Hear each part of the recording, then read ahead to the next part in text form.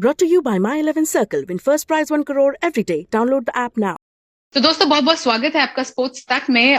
Rowland Garros start होने वाला है मई 22 तारीख से और आप सारे एक्शंस देख सकते हैं सोनी 6, सोनी 2, सोनी 3 और सोनी 4 पे सारे लाइव एक्शंस। और उससे पहले हमारे साथ जुड़ रहे हैं former Indian player Somdev Devvarman. Somdev बहुत बहुत स्वागत है आपका। Thank you, Shazia. Happy to be here. Somdev कितने एक्साइटेड है? How excited are you for the Roland Garros 2022? Very excited indeed. I mean, it's just nice to see that, guys like Novak Djokovic is back in full form. It's very interesting to see how he's going to do. It's nice to see that, a younger player like Carlos Alcaraz is coming in with such electrifying form. Haven't seen somebody like this in probably 15 years since Nadal was a teenager himself. And on the women's side, it's nice to see, somebody like an Iga Swiatek who's coming in about as well as anybody could be playing right now. Winning the last 5 events she's played, including the last 2 on clay and including the Sunshine Double at Indian Wells and Miami. So, all in all, very interesting French Open for sure. And I look forward to seeing how it all unfolds. Yes, indeed, it is going to be very interesting. I just wanted to know because Rafa has been going through a lot of injuries of late, and do you see him winning that 14th title at clay, known as the Kings of Clay? So, do you think he will be able to win that one? Well, he undoubtedly is the king of clay. 13 times he's won the French Open more than anybody has ever won any Grand Slam. So you can't really count him out. That being said, I don't think he's the favorite. He's certainly not the overwhelming favorite. I think for me, the favorite is Novak Djokovic. But for Rafa, it's definitely injury concerns. The guy's battling through pain, playing with pain. And the truth is that the older you get, the harder it is to continue persevering through pain and through injuries. And Rafa Nadal, at the end of the day, is human. I know that a few years ago, especially on clay, we didn't believe he was. But, he is. He's usually comes into the French Open winning at least 1 or 2, of the big events with Barcelona, Madrid and Rome. But this year, no such success for him, which is certainly a concern for Rafa and his team.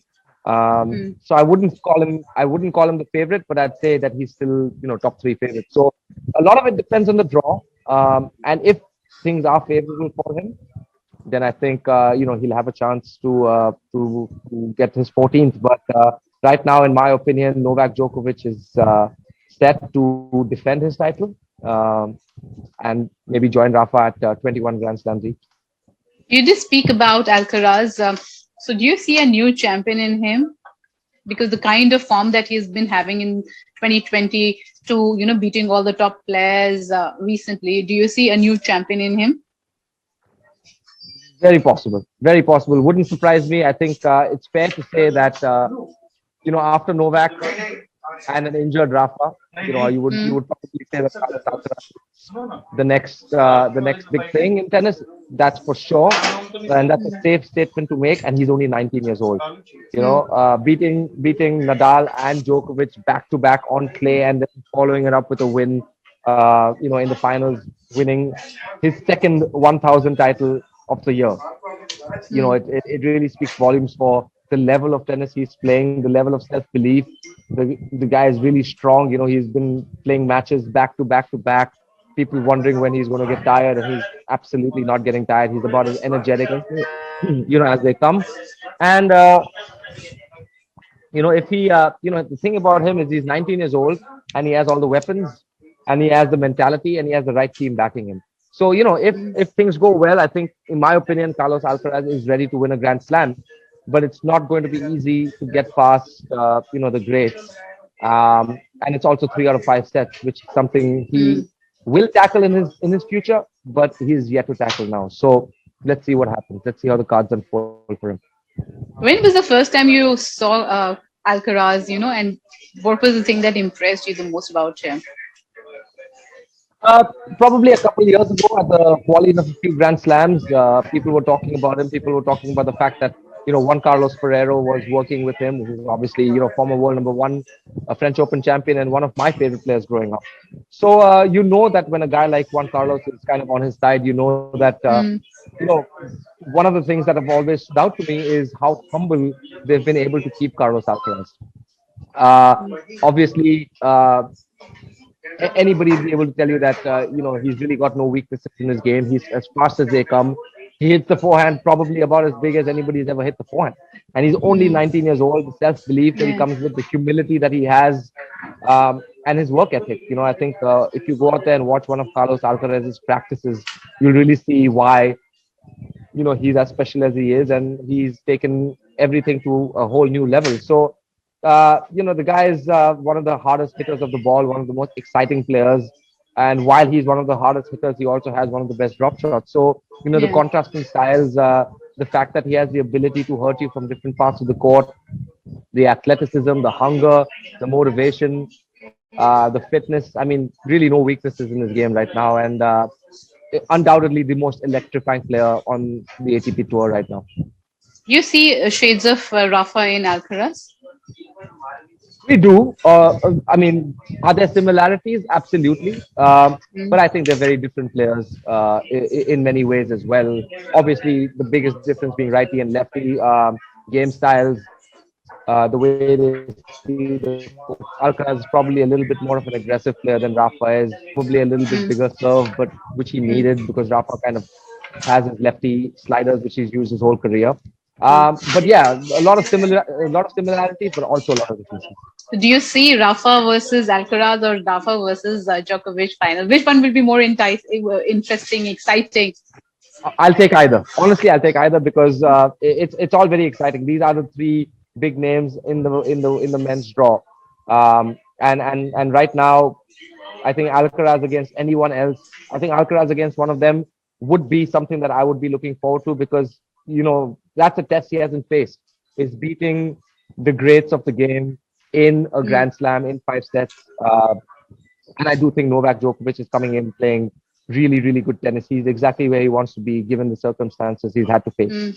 So, I wouldn't, that being said, I wouldn't look that far past it because don't forget, Tsitsipas is playing great tennis. He's number two in the race. Yeah.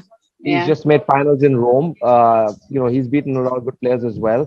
Zverev made finals in Madrid. Um, and I do think that they will like the fact that they are, after a few years, under the radar in Mm. relation to how they have been looked at in the last 2 or 3 years.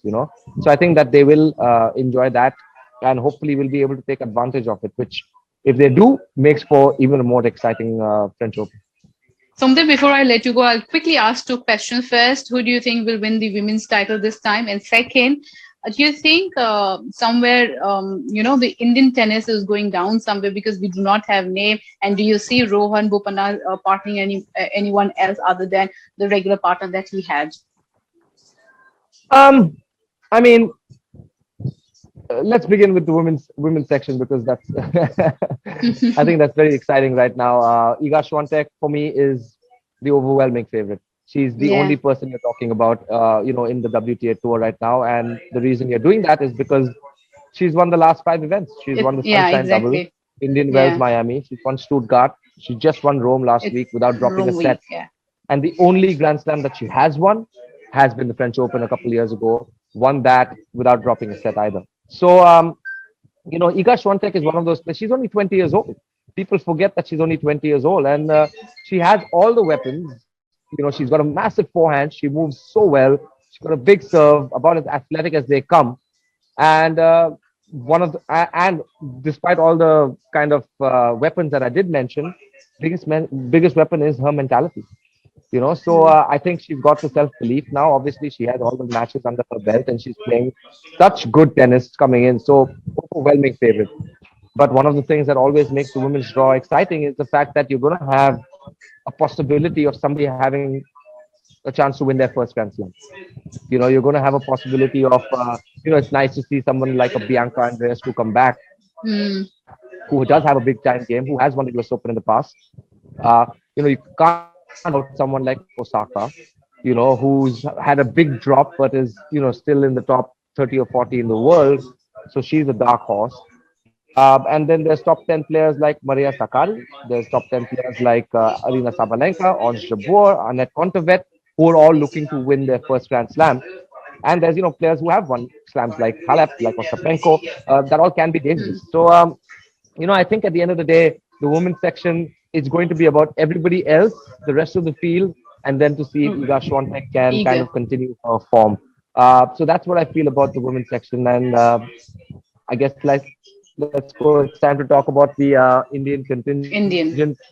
A little disappointing to see that no women were representing India in the qualifying or the main draw in singles. Little disappointing to see that, but not really surprising considering we've been following tennis for quite a long time now. In the men's section, I mean, Yuki, not surprising that he went down in the first round of qualifying. He hasn't played that much singles this year.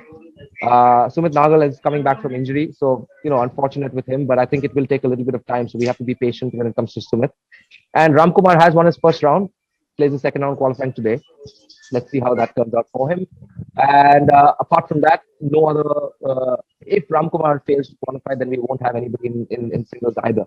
So yes, sadly, we do have to kind of rely on Sania. We do have to rely on Rohan. We've been relying on these names for over a decade now.